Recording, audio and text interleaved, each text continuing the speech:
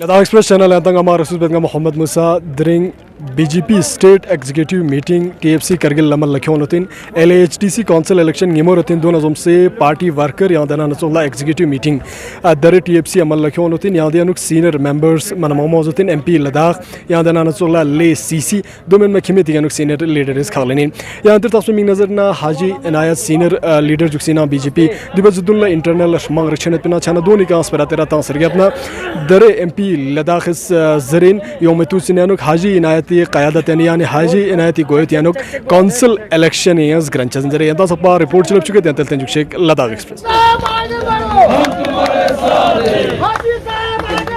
हम तुम्हारे साथ हैं नरेंद्र मोदी दूसरी आखिरी बात और पार्टी भी हम सब मिलकर भगवान से परमात्मा से अल्लाह से यही दुआ करते हैं कि हाजी साहब की सेहत और अच्छी हो जाए और अच्छी होकर ये भारतीय जनता पार्टी का काम और अच्छी तरीके से करे और भारतीय जनता पार्टी का जो खूंटा है वो यहाँ अच्छी तरीके से गाड़ दे। देखिए, भारतीय जनता पार्टी एक डेमोक्रेटिक पार्टी है। इसमें हर ओपिनियन को जगह मिलता है। तो अलग अलग ओपिनियन है, ये डिस्प्यूट में इसको नहीं कहूँगा। अगर यदि आपको डिस्प्यूट देखना है तो आप नेशनल कॉन्फ्रेंस में जाके देखिए, वहाँ 4 टीम में लड़ाई हो रहा है। कांग्रेस पार्टी कारगिल में देखिए 3 टीम में लड़ाई है। लद्दाख कांग्रेस में ले वर्सेस कांग्रेस कारगिल का झगड़ा है। तो वो हकीकत में डिस्प्यूट है।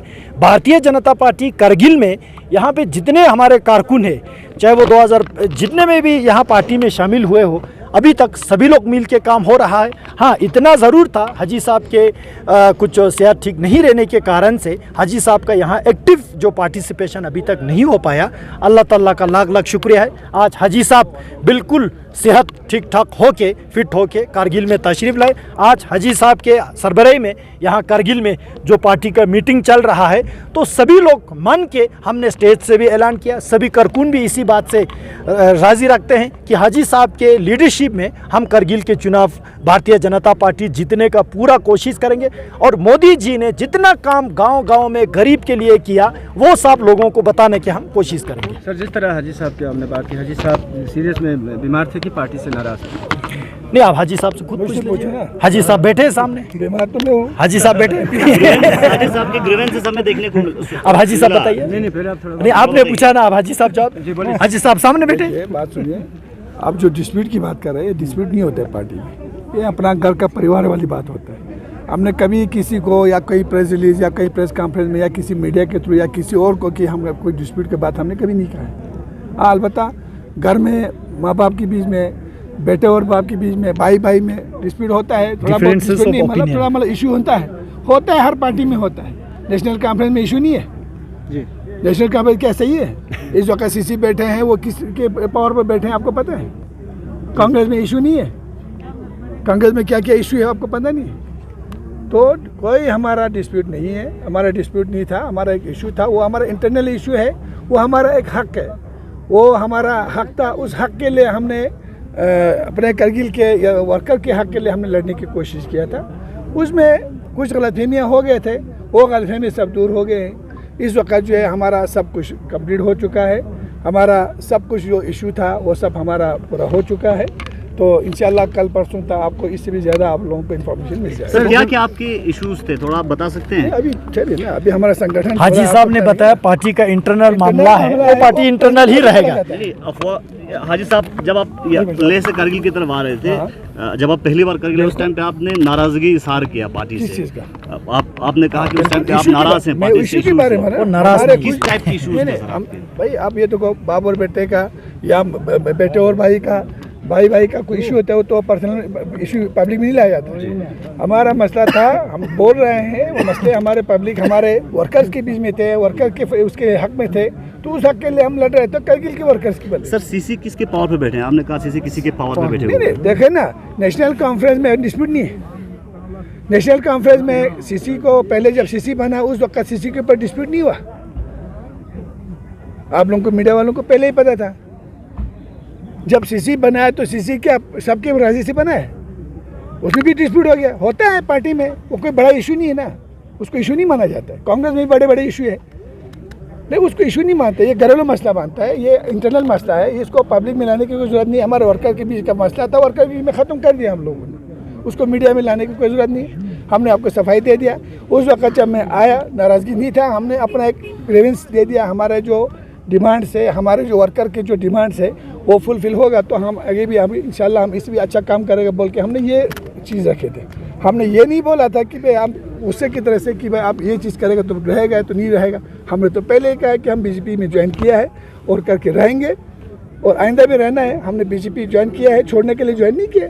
हमने लोगों के काम करने के लिए, कार्यकर्ताओं के काम करने के लिए हमने ज्वाइन किया है। सर, जब आपने बीजेपी ज्वाइन किया था, लोगों का एक एतमाद था, उम्मीद था कि भारतीय जनता पार्टी आपको एक अहम पोस्ट दिला देगी। हम कुर्सी के लिए बीजेपी में नहीं जाएंगे दूसरों की तरह, सीधी बात है। हमने कभी किसी का हम कुर्सी के लिए कभी ना, हम पीडीपी में जाते वक्त भी हमने कुर्सी के लिए नहीं किया था और आज तक मैंने पर्सनली की कई जगह पर मैंने कभी कुर्सी के लिए हमने बात नहीं की है और ना मेरा बीजेपी के साथ कोई कुर्सी का कोई एग्रीमेंट है। सर, क्या आप काउंसिल के इलेक्शन लड़ रहे हैं?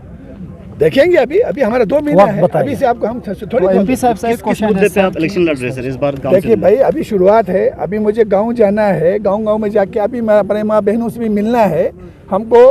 पहले से मैंने पहले शुरुआत में कहा है, थोड़ा अभी बहुत गैप है हमारे बीच में, गांव के बीच में, तो गांव में जाके बात करेंगे। उसके बाद फिर हम लोग अपने संगठन के साथ बैठ के मशवरा करके हम आगे क्या करना वो सर, देखेंगे। एमपी साहब आपसे यही सवाल होगा, इलेक्शन की बात हुई, आपने कहा कि हाजी इनायत अली की सरबराही में ही इलेक्शन होगा, तो क्या यही समझे कि आवाम की हाजी इनायत अली साहब ही चेयरमैन कैंडिडेट होंगे? सी नहीं, वो इलेक्शन बताएगा, इलेक्शन के रिजल्ट बताएगा और बहुत दूर है अभी वहां तक जाने के लिए। लेकिन आज क्लियर ये हुआ है, ऐलान आज किया है, ऐलान किया है। आपने नाम किया हाजी साहब हमारे कारगिल के भारतीय जनता पार्टी का सबसे टॉप मोस्ट सीनियर लीडर है और रहेगा।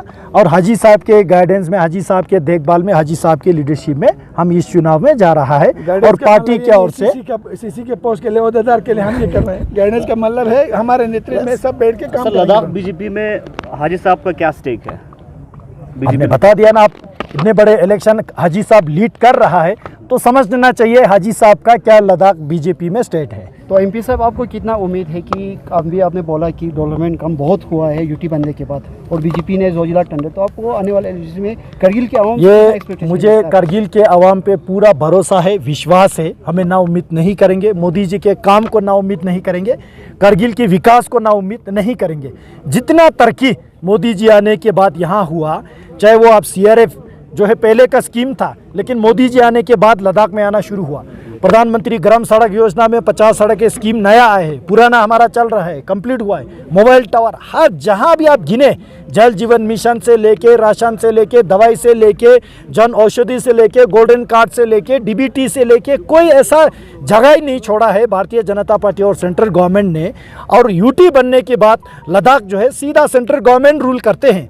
उसके बीच अगर हमारा काउंसिल भी भारतीय जनता पार्टी के हाथ में करगिल के आवाम देते हैं तो जितना तरक्की यहाँ पे रुक के चलते हैं वो स्पीड बढ़ के चलेंगे, ये मैं एश्योर करना चाहता हूँ। ज़ांस्कार के लोग आपसे नाराज हैं? नाराज नहीं है, एश्योरेंस पे खड़ा नहीं उतर, नाराज नहीं है। ज़ांस्कार वालों ने डिस्ट्रिक्ट मांगा है, हमने 5 साल में देने का वादा किया है। अभी 5 साल होने में हमारा टाइम है, लेकिन ज़ांस्कार का विकास देख के ज़ांस्कार के लोग बहुत खुश है।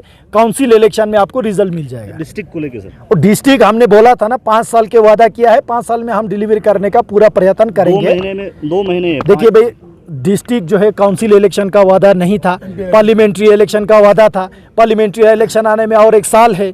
फिलहाल हम डिस्ट्रिक्ट काउंसिल इलेक्शन में जा रहा है। फिलहाल हम काम गिन के, डिस्ट्रिक्ट नहीं मिलेगा, वो आपको समय बताएगा।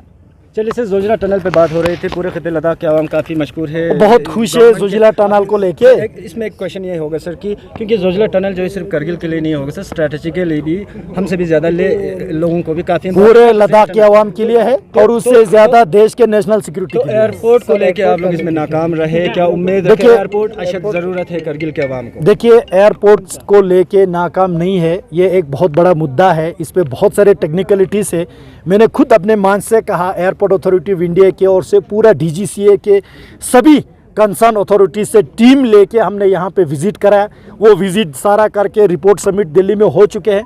उस पर अभी काम हो रहा है, उस पर काम चलना है। हमारा पूरा कोशिश है, हमारे सरकार रहते हुए, मैं खुद MP रहते हुए, हाजी साहब यहाँ पे रहते हुए, हमारा कोशिश है कि कारगिल में सिविल जहाज़ जल्द से जल्द उतरे। ये इसको नाकामयाब नहीं मानना चाहिए। और आने वाले दिनों में कारगिल इलेक्शन से पहले या बाद में यहाँ से एक बहुत बड़ा डेलीगेशन भी लेके जाएगा और हम इसको और भी ताकत लगाएंगे। जितना हो सके हम कोशिश करेंगे कि जहाज़ जो है जल्द से जल्द चले। अब ज़मीन का मसला, जब यहाँ रहते हैं, मैंने शुरू में बोला, जब कारगिल से हमने टीम लेके आए, टीम यहाँ भेजा, तो काउंसिल को भी थोड़ा हाथ बढ़ाना चाहिए था। काउंसिल घर के बाहर नहीं निकले, तो ये तो काउंसिल को आपको सवाल पूछना चाहिए। मैंने बता दिया, काउंसिल का जो टीम आया वो मैंने पता किया, ले एयरपोर्ट से जो वहाँ पे जो छोटे का जो कर्मचारी है उनको लाया यहाँ पे। ना उनको DGCA का अप्रूवल था, ना एयरपोर्ट अथॉरिटी का अप्रूवल था, ना मिनिस्ट्री ऑफ सिविल एविएशन का अप्रूवल था। वो तो ऐसे पब्लिक को बेवकूफ़ बनाने के लिए, मैं रिकॉर्ड में मीडिया में बता रहा हूँ आपको, जो ले में हमारे जो एयरपोर्ट अथॉरिटी के जो काम कर रहे हैं डायरेक्टर से नीचे, वो लोग यहाँ पे आके मीटिंग करके प्रेस रिलीज दे रहे हैं। ये तो आवाम को बेवकूफ बनने के बाद। आपकी सरकार भी तो नहीं कर पा रहे। सरकार अभी खत्म नहीं हुआ है, 5 साल अभी पूरा नहीं हुआ है। मुकम्मल 5 साल होने में और 1 साल है, समय बचा है, 1 साल पूरा बचा है। हमारे लिए 1 साल बहुत है। देखने को मिला है सर, देखिए 2014 से पहले कांग्रेस का एश्योरेंस, इसके बाद भारतीय जनता पार्टी। कांग्रेस का एश्योरेंस तो सब खोखला है, सबको पता है। भारतीय जनता कांग्रेस ने जोजिला टनल में भी एश्योरेंस दिया, कांग्रेस ने तो यहाँ टेलीफोन टावर को भी इंश्योरेंस दिया, कांग्रेस ने तो बहुत कुछ इंश्योरेंस दिया। नहीं, आपकी पार्टी के बारे में जानना चाहता हूँ। मैंने एयरपोर्ट के बारे में जितना मुद्दा बना के रखा हुआ है सर। एयरपोर्ट के इशू मैंने अभी विस्तार से बताया। लद्दाख का पहला भारतीय जनता पार्टी का वाहिद MP हूँ। कारगिल के एयरपोर्ट के बारे में पार्लियामेंट में हमने चिल्ला के बोला है। ये भी बहुत बड़ी बात होते हैं। पार्लियामेंट में जब स्ट्रेस लगता है, पार्लियामेंट्री रिकॉर्ड में आता है। आप नुमाइंदे, आप नहीं बोलेंगे तो और कौन बोलेंगे? अरे इससे पहले भी नुमाइंदे थे, इससे पहले भी नुमाइंदे थे। देखिए, हुकूक मेरा नहीं है, हुकूक आवाम का है। हुकूक मेरा नहीं है, हुकूक आवाम का है। मैं एहसान नहीं कर रहा हूँ कि मैंने बोला करके, मैं एहसान नहीं कर रहा हूँ। मैं बता रहा हूँ कि लोगों के रिकॉर्ड में ला रहा हूँ। कहने का मतलब है, इससे पहले क्या लद्दाख में MP नहीं था? तो 24 कारगिल से कोई चुन के नहीं गया।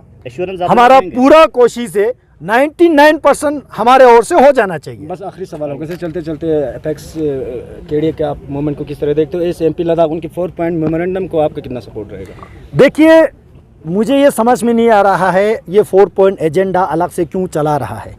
सीधी बात यह है, प्रधानमंत्री मोदी जी ने, भारतीय जनता पार्टी ने लद्दाख को UT दिया, UT के साथ बजट दिया। लद्दाख के लोग बहुत खुश है। सेफगार्ड का मसला है वो हम भी उठा रहे हैं, कॉन्स्टिट्यूशनल सेफगार्ड के मसला, ज़मीन को लेके, एम्प्लॉयमेंट को लेके, यहाँ के जो रोज़गार को लेके, इन्वायरमेंट को लेके, लैंड को लेके, वो सब का इशू है, वो हम भी उठा रहे हैं। पार्लियामेंट में 1-2 दफ़ा बोल चुके हैं इस बात को। फिर अलग से सियासी दुकान चलाना है तो जमहूरियत है। 6 शेड्यूल और स्टेटहुड पे क्या इशू है? वो उनको पूछिए, जो लोग उठा रहे उन्हीं को पूछिए कि 6 शेड्यूल है क्या, लोगों को समझाए। देखिए, बता सकते हैं जो हमारे समझ में आता है, 6 शेड्यूल में आपको ऑटोनोमस डिस्ट्रिक्ट काउंसिल का हक देता है, वो तो हमारे पास ऑलरेडी है। 6 शेड्यूल में यही ऑटोनोमस डिस्ट्रिक्ट काउंसिल के पास प्राइमरी स्कूल तक रहेगा, अभी हमारे पास डिग्री कॉलेज तक है। 6 शेड्यूल में यही काउंसिल के पास मेडिकल जो डिस्पेंसरी सेंटर रहेगा, गाँव में छोटे छोटे होते, अभी हमारे पास डिस्ट्रिक्ट हॉस्पिटल चलाने का पावर रखते हैं। तो 6 शेड्यूल में ऐसे बहुत सारे खामियां हैं जो इस काउंसिल को और कमजोर करेगा, इसका इख्तियार जो है और कमजोर करेगा। इसलिए हम 6 शेड्यूल के साथ नहीं खड़े हैं। तो इस वक्त हम चाहते हैं काउंसिल को और भी स्ट्रॉन्ग हो, अभी जितना स्ट्रॉन्ग है इससे और स्ट्रॉन्ग है। आप तो 6 शेड्यूल बता के ये बता रहे हैं कि काउंसिल को और कमजोर करे। 6 शेड्यूल को ठीक से पढ़े ना, 6 शेड्यूल की मिसाल ठीक से देखे ना। अभी सुनने को मिला सर, यूनियन गवर्नमेंट की जानिब से काउंसिल ज़िरबाना ज़ुम से दी चैनल पॉल तखन फीसद अर्दुन अर्दुने सब्सक्राइब मबायो तेन सुक रिंचन लद्दाख एक्सप्रेस लखनी में मंगसुल्ला जुआइन दी चैनल पर सब्सक्राइब